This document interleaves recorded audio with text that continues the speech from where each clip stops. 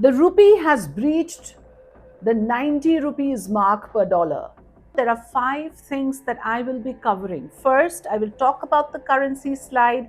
I will get you the underlying causes. Third, I will talk about the economic and the market impact because of the devaluation of Indian rupee.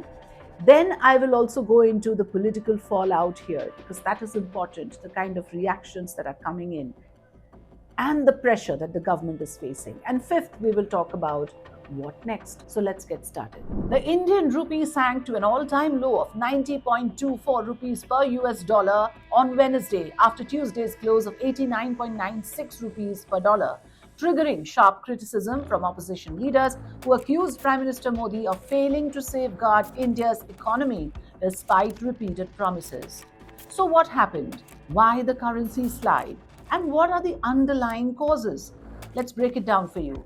The rupee's fall happens despite interventions from the Reserve Bank of India, which tried to prevent the breach. Analysts attribute the drop to a mix of widening trade and current account deficits, weak portfolio flows, elevated hedging by importers, and delays in finalizing a US-India trade deal.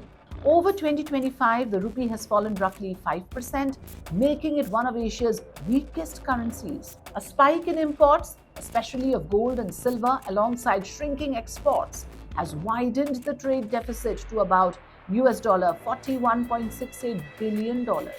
Meanwhile, foreign investors have pulled nearly 17 billion US dollars from Indian equities this year, adding downward pressure on the currency. So is there a political fallout? Obviously, yes. But before we move on, remember to like, share, and subscribe to Free Press Journal if you find this information useful. Here on Free Press Journal, we continue to bring you the big national stories, break it down for you in simple terms, make it palatable for you so that you understand it in a way that is necessary for you to go about life. This is one such story. The opposition is asking, who is mute now?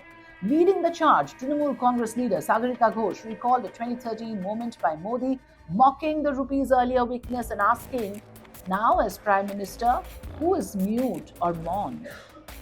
Indian National Congress's spokesperson Supriya Srinath slammed the government, saying that the rupee has crossed 90, quote-unquote, due to their grace, and lamented that traders and ordinary citizens will bear the burden. The party's official handle demanded an answer from Modi. Why does the rupee keep falling?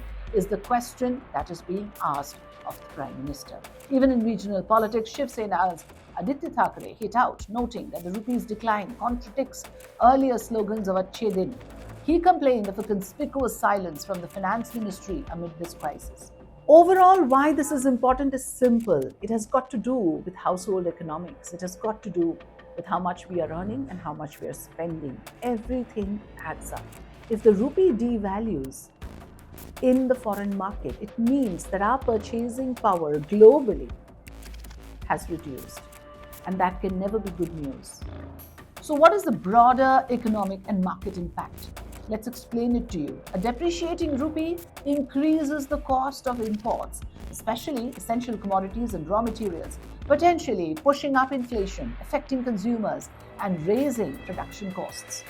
For Indian exporters, a weaker rupee could be a double-edged sword. While their overseas earnings may increase in rupee terms, global demand slowdown and other macro headwinds may limit gains. The currency slide and political backlash could undermine business sentiment and investor confidence. Continued foreign capital outflows might deepen pressure.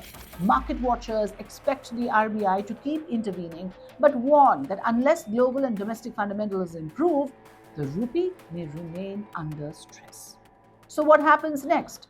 Will the government or RBI step up further interventions? Will the opposition pressure the government to respond with concrete economic policy measures? Will the rupee bounce back if global conditions improve? Or could it fall further if outflows accelerate? What will be the impact on inflation, interest rates, trade balance, and common households? If there is a positive side to it, which we will come to later, we will have another explainer on it, on why certain sectors, certain segments are likely to benefit from it. That benefit does not outweigh the fallout, does not outweigh the negative impact of a devalued rupee. After all, one of the important parameters of the health of the economy is the value of its currency. To that extent, the devaluation of Indian rupee, the breaching of the 90 rupees mark is not good news. Thanks for watching.